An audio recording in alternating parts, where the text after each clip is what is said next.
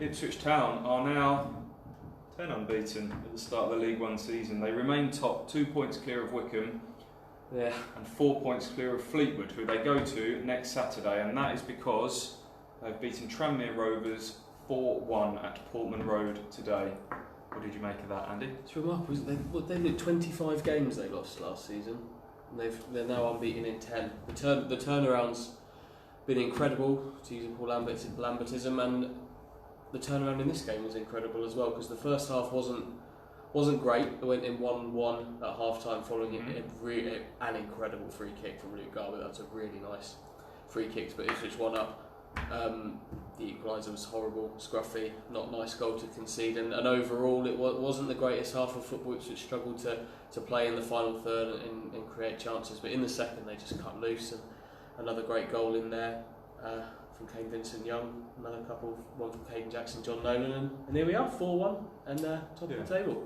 Yeah, they're still yet to put, if we're nitpicking, they're still yet to put together a 90-minute display. Luke Chambers said that in the build-up himself. And again today it was a bit of a tale of two halves. We've said that in quite a few games. Why the turnaround second half? I think scoring early always helps. And it's a bit of a howler from the goalkeeper, who was a bit of a butterfingers all day, Davies.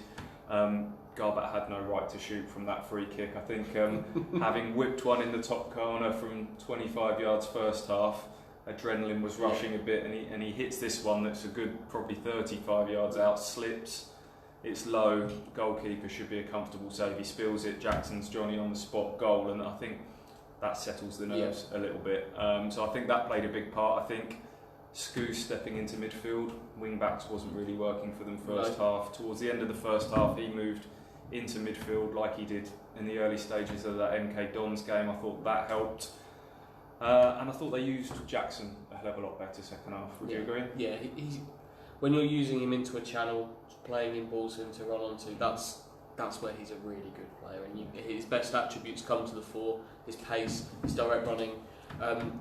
He was I spoke to him afterwards, obviously disappointed not to have scored a second himself, but was very pleased when his shot bobbled up off a defender and headed in by John Nolan. But he'd made that goal from a really nice Alan Judge pass and a really good run. He twisted inside outside his defender, and he was looking confident in that second half. And if they can get Caden Jackson playing like that, then they've got a really good striker in this division. Yeah, goals coming from different areas of the team now.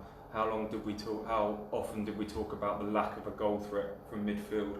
John Nolan certainly provides that. 2 starts, 2 goals for him now.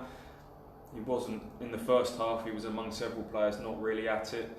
A little bit sloppy in possession at times, but perhaps Scouse moving into midfield enabled him to play a different way second half. But he just seems to make those late runs into the box and pop up at the right time. And then two goals of absolute quality from the wing backs. We've got to talk about that Vincent Young goal. We talked about Garbutt, haven't we? With Vincent Young, how quickly has he settled into life at Ipswich Town? It's remarkable, isn't it? Two goals in 2 games for him now. Started with Thomas Holy from the back. We talked about his distribution eventually leading to some kind of goal, and it did today. And a dazzling step over from Vincent Young inside on his left foot past another man.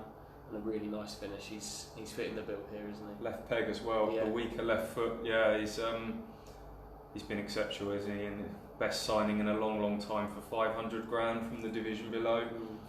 Hell of a signing. He's just added a complete new dimension to Ipswich. And again, second half he sort of just appeared at the right time to make a few little important defensive interventions. Hard to pick a man of the match today. Hard to give out player ratings. I found it very hard today.